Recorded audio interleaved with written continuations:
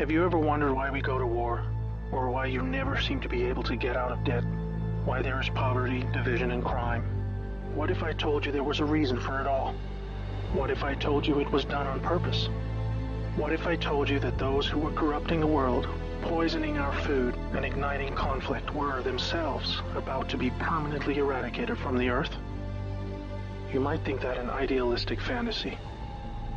Well, let me tell you a story. We acknowledge there are criminals, of course. They rob your house, they steal your phone. They can murder you too if they think they can get away with it. We have all experienced criminals in one way or another. Criminals, as we know, are those who choose personal gain over the rights of others and have no regard for the law. But here is where you need to expand your thinking. Criminals can also succeed in business and politics and can be elected as our leaders. If a criminal became the president, imagine what they could achieve. They could use the full weight of their executive power to commit much larger crimes and ensure they and their friends were enriched to the fullest extent possible. A criminal president could create alliances with other criminal presidents and then collaborate on more global criminal activities. Anything goes. Drug running, human trafficking, whatever makes the big bucks. The 20th century was turbulent with war, economic disaster, famines, and displacement. We have always accepted these things as just human nature, and simply the way the world works. Something inevitable, and due to the weaknesses of human nature that drive us to these actions. This is where we were all tragically wrong. You are not a criminal. I'm not a criminal. So how can we just assume that it is human nature that is driving all this pain and misery? What if it wasn't human nature at all, and as a result of something more deliberate? We were taught that capitalism was the cause of a massive rich-poor divide and the reason for poverty, which in turn is the reason for war, crime, and starvation. Others were taught that communism, the system of equal wealth across all people, was really to blame for the mess. But you see, folks, it is none of these things. It is not our nature to fight and be racist. It is not in our nature to rob from others. What you must learn is that it was the criminals all along. Yes, they got power. More power than a criminal should ever have. They rose to the top of media companies that control our news and entertainment. They ascended to the top of the banking system, also to the Oval Office, to Brussels, to the Vatican, to the Crown. They crept in quietly. They became leaders of agricultural companies who have control over our food supply. Also big pharmaceutical companies, the ones we trust to help us when we're sick. Nobody stopped them, and they just recruited more criminals to help them. First, they accumulated the world's wealth. They invented a system of money called central banking, which lends money to governments with interest, placing countries into eternal debt. People's wealth got less. Their wealth got more. Much more. When a criminal is already as rich as they can get, then protecting their ill-gotten gains becomes the priority. Angry citizens tired of being poor are a major obstacle and can revolt if they suffer enough. The criminals needed to prevent this. So they diverted attention to the last remaining competitor, the people of the world. You and me. We were not happy being ruled by criminals and having to work 3 jobs just to survive. They know we won't accept it. So they use their control of the media to set black against white, woman against man, young against old, Muslim against Christian. They convinced us we were the problem so that we would fight and destroy ourselves.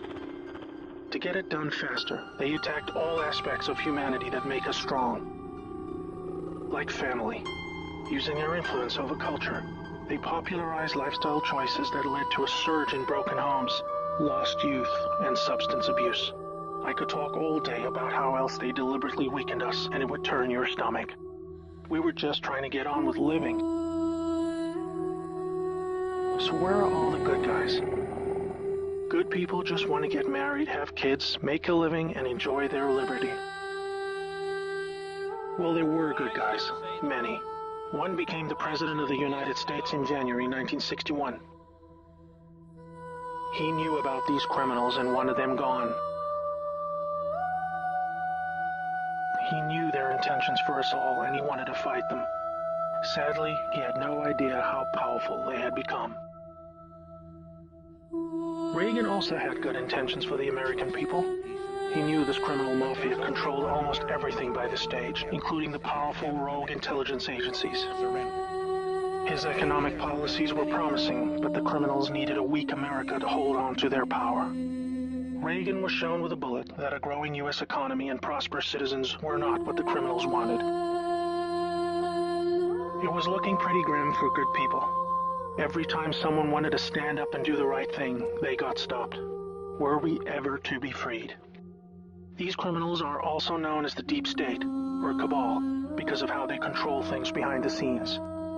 Every president after Reagan was one of these Deep State criminals, and their empire got even stronger. With each bad president came new depths America and the world would sink. The world collapsed into darkness. Do you need me to tell you how? Destroyed factories, declining job numbers, sicker people, opioids, destruction of Iraq, Syria, and Yemen with pointless war, displacement of people into Europe, ISIS, terrorism, collapsed governments, poverty, and genocide. Total misery. Do you think that was inevitable? Hell no. Well, here's where things start taking a U-turn. When the full picture comes to be known, it will forever be regarded as the greatest story ever told. Well, here is the top line. Some good people still held positions of power. They valued humanity and the rule of law. While the criminals discussed their game plan at the annual Bilderberg meetings, the good guys were making plans of their own. The information age was coming to change history forever. As the internet flooded into every home and appliances became smarter, and when people started carrying tracking devices, an opportunity to put an end to criminal control over the world was emerging. We became connected, trackable, and surveilled. But so did they. They became dependent, just like we did, on email, SMS, instant communication.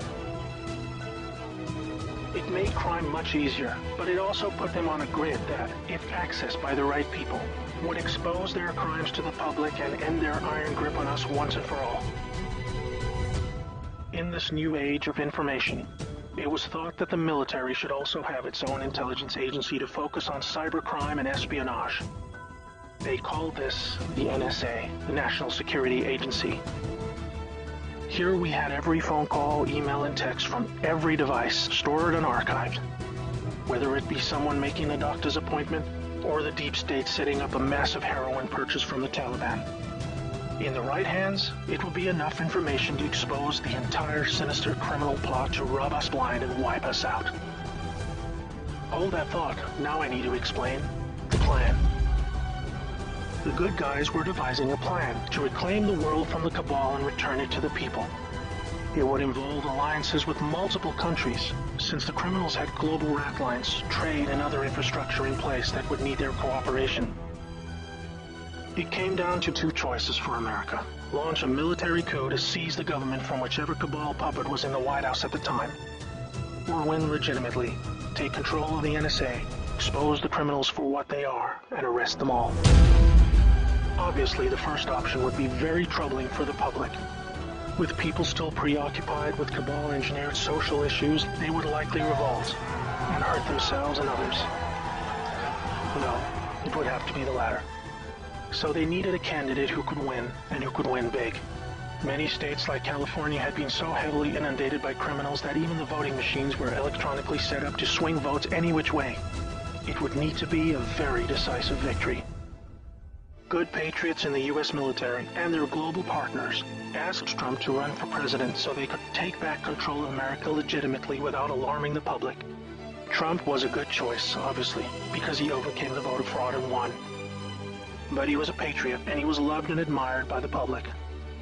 He was not interested in joining the cabal, because they hated America and he did not agree with them on that point. As soon as he showed interest in taking power, they activated their media assets to viciously turn on him. That's when we saw the sudden hatred emerge. Even when he won, the cabal still had no idea what he was a part of, and the sophisticated plan that was about to unfold against them. Shocked at their loss, they mobilized their full arsenal of intelligence, media, money, and technology to try and take back power. There are people at the top of the DOJ and FBI then put together a plan to frame Trump and have him impeached. This is where we come back to the NSA again.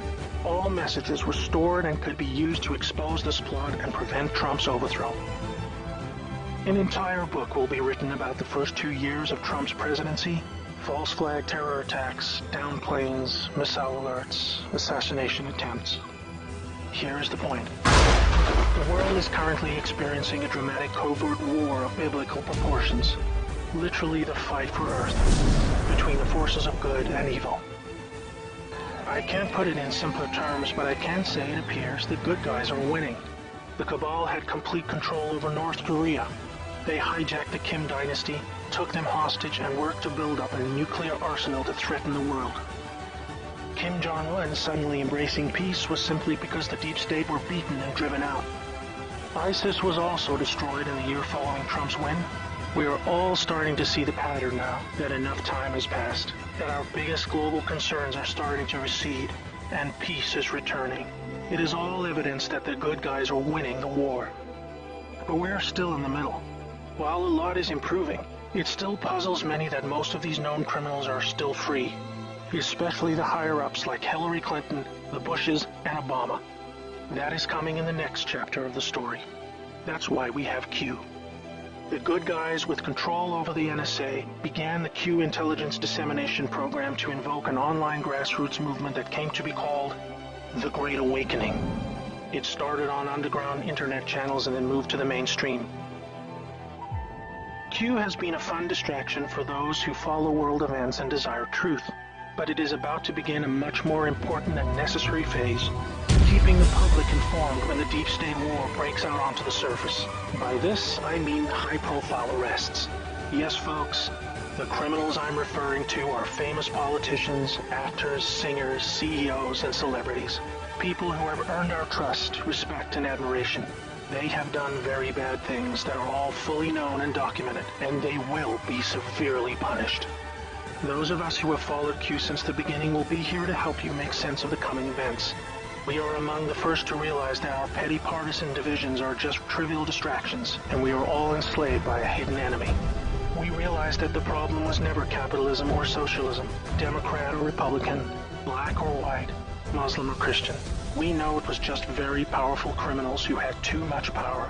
Fellow slaves, it's time to buckle your seatbelt, recognize your true enemy, and embrace a new future that we all owe to the brave patriots who risk their lives to achieve this victory against the greatest force of evil the world has ever known. May God bless America.